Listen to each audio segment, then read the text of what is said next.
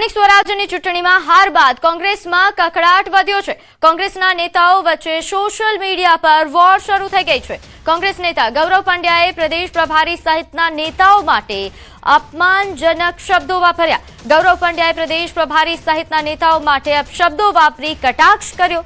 આવતીકાલથી 2 દિવસ કોંગ્રેસની રિવ્યુ બેઠક મળવાની છે। આ રિવ્યુ બેઠક પહેલા કોંગ્રેસમાં કલહ વધતા રાજનીતિમાં ગરમાવો સર્જાયો છે।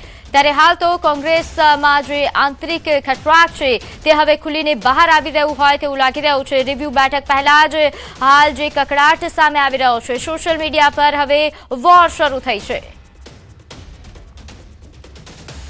તો હાલ કોંગ્રેસના નેતાઓ વચ્ચે સોશિયલ મીડિયા વોર શરૂ થઈ છે, જેમાં હાલ ગૌરવ પંડ્યાએ અપમાનજનક જે શબ્દો વાપર્યા તેને લઈને ખૂબ ચર્ચાઓ છે। વધુ વિગત સાથે મારી સાથે સંવાદદાતા પ્રણવ જોડાઈ ગયા છે। પ્રણવ, કોંગ્રેસમાં આંતરિક ખટરાગ, આંતરિક વિવાદના સમાચારો આપણે ઘણીવાર સાંભળ્યા છે, પરંતુ હવે આ ખુલીને બહાર આવી રહ્યું છે।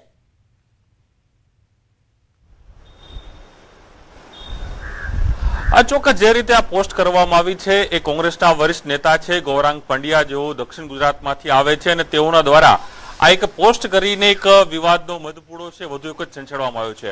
અગાઉ પણ ગૌરવ પંડ્યાએ જે કહી શકાય કે દક્ષિણ ગુજરાતની બેઠકની અંદર પણ એક વિવાદાસ્પદ નિવેદન આપ્યું હતું। તે સમયે પણ કહ્યું હતું કે જે અભિયાન ચાલી રહ્યું છે કોંગ્રેસ પાર્ટીમાં તે બકરા શોધ અભિયાન છે, અને હવે જ્યારે આવતીકાલે 31મી મે અને 1 જૂને પ્રદેશના જે પ્રભારી મુકુલ વાસનિક છે તેઓ રિવ્યુ બેઠક કરવાના છે, જે સમીક્ષા કરવાના છે કે જે સ્થાનિક ચૂંટણીઓની અંદર જે કોંગ્રેસ પાર્ટીનો રકાસ થયો છે, જે ખરાબ પરિણામો આવ્યા છે એ પરિણામ ઉપર તેઓએ જે કહી શકાય કે એક પોસ્ટ મૂકી છે, અને એ રિવ્યુ બેઠકને જે રીતે પોતાની કાવ્યાત્મક શૈલી અંદર ગૌરવ પંડ્યાએ છે તે એમાં એ સ્પષ્ટપણે લખ્યું છે ગધર્વ અને કાગડાઓ સાથે કદાચ કે કોંગ્રેસના નેતાઓની સરખામણી કરી છે, તે પ્રકારના શબ્દો અહીં ઉપયોગ કરે છે। એટલે કહી શકાય કે જે કોંગ્રેસનો આંતરિક કલહ છે, કોંગ્રેસના આંતરિક જે ઝઘડાઓ છે, આંતરિક નેતાઓ। પ્રણવ, આપ જોડાયેલા રહેજો, મારી સાથે ગૌરવ પંડ્યા જોડાઈ ગયા છે, કોંગ્રેસ નેતા।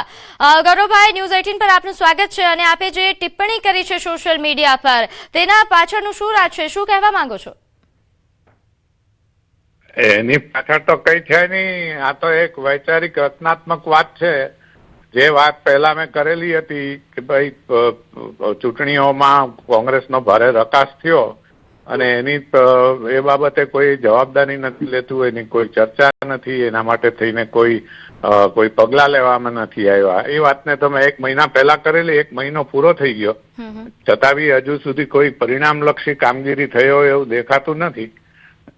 જી, તો આપ કોઈ સ્પેસિફિક નેતા માટે કહેવા માંગો છો કે આ સમગ્ર જી કોઈને પણ વ્યક્તિગત અમે સુરતમાં મીટિંગ બી કરી, એમાં બી અમે બહુ સ્પષ્ટપણે કીધું હતું કે અમારે કોઈ પણ વ્યક્તિગત કોઈની સામે કઈ વિરોધ નથી, કોઈને કઈ આને રાખો આને કાઢો એવી કોઈ વાત નથી, પણ સમગ્રતએ આખું સ્ટ્રક્ચર કોલેપ્સ થઈ ગયેલું છે, આખું માળખું કોલેપ્સ થઈ ગયું છે, એટલે આખા માળખાનું નવનિર્માણ કરવાની જરૂર છે। આ ઇમારતમાં હવે રિપેરિંગથી કામ પતે એવું નથી।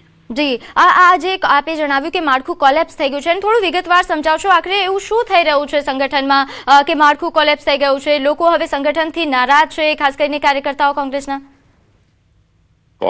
કાર્યકરો નારાજની નિરાશ થઈ ગયા। આ જે સ્થાનિક સ્વરાજની ચૂંટણીઓમાં જે પરિણામો આવ્યા એ પરિણામોને લઈને અને જે ચૂંટણી વ્યવસ્થા આખી ગોઠવાઈ, 700 કરતા વધારે બિનહરીફ સીટો જતી રહી, 7 જિલ્લા પંચાયત આખા ગુજરાતમાં એવી કે જેમાં એક પણ બેઠક કોંગ્રેસ જીતી નથી શકી, સેંકડો તાલુકા લગભગ 5 ડઝન તાલુકા પંચાયત એવી કે જેમાં કોંગ્રેસ એક પણ બેઠક જીતી શકી નથી, મહાનગરપાલિકાઓમાં ક્યાંક 1 ને ક્યાંક 2 આવી બેઠકો આવી છે નગરપાલિકાઓમાં, અને એક પણ જગ્યાએ આખા ગુજરાતમાં 15 મહાનગરપાલિકાઓ, 33 જિલ્લા પંચાયત, 260 તાલુકા પંચાયત અને 84 નગરપાલિકાઓમાંથી ભાગ્યે જ કોઈક જગ્યાએ, એમાં ખાસ કરીને મહાનગરપાલિકા અને જિલ્લા પંચાયતમાં તો કોઈ જગ્યાએ કોઈ સત્તા પર કોંગ્રેસ આવી જ નથી, અને તાલુકા પંચાયતોમાં પણ સખત ખરાબ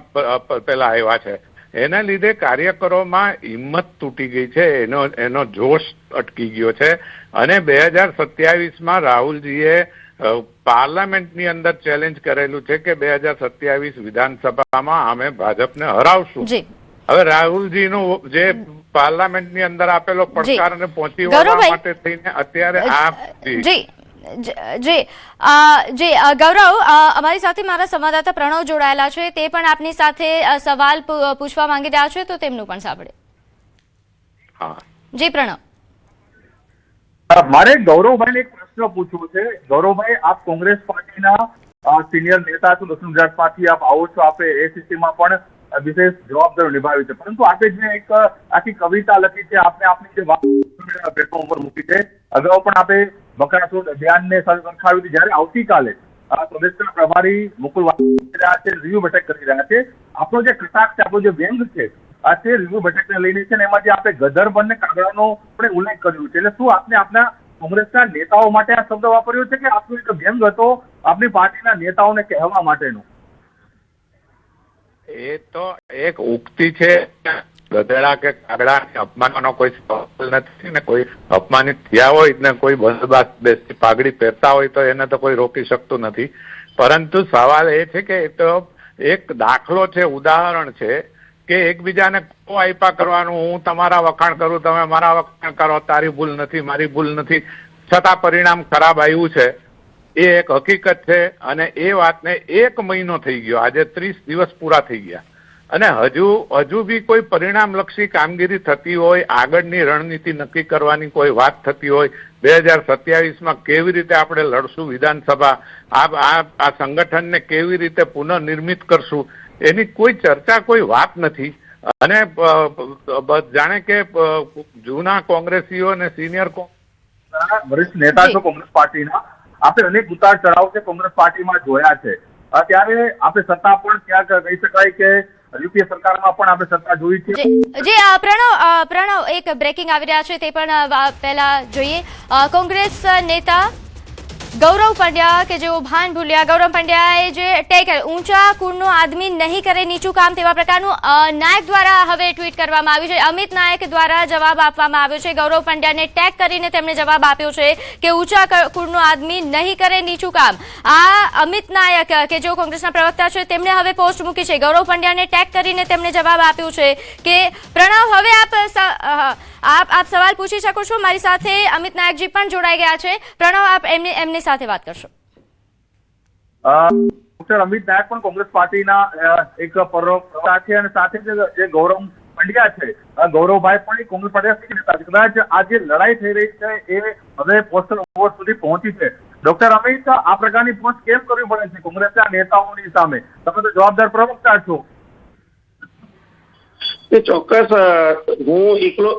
હું પોતે જવાબદાર વ્યક્તિ છું, અને જેમ મારી જવાબદારી સમજુ છું પ્રણવભાઈ, એમ પાર્ટીના નાનામાં કાર્યકર્તા પણ પોતાની જવાબદારી અને ભાનને સમજીને કાર્ય કરતા હોય છે. જ્યારે પ્રદેશમાં અને એમાં ખાસ કરીને એઆઈસીસી સુધી કામ કરનાર કહેવાનું કે જેઓ શીર્ષ નેતૃત્વને એક સીધી રીતે વાત કરી શકે છે. કોઈ પણ ત્રુટિ હોય, પક્ષમાં કોઈ પણ પ્રકારની ત્રુટિ હોય કે કોઈ પણ કામમાં કોઈ નારાજગી હોય, તો જે લોકો ડાયરેક્ટ પાર્ટી હાઈકમાન્ડ સુધી સીધી કનેક્ટિવિટી ધરાવતા લોકો છે, એ લોકો સોશિયલ મીડિયાના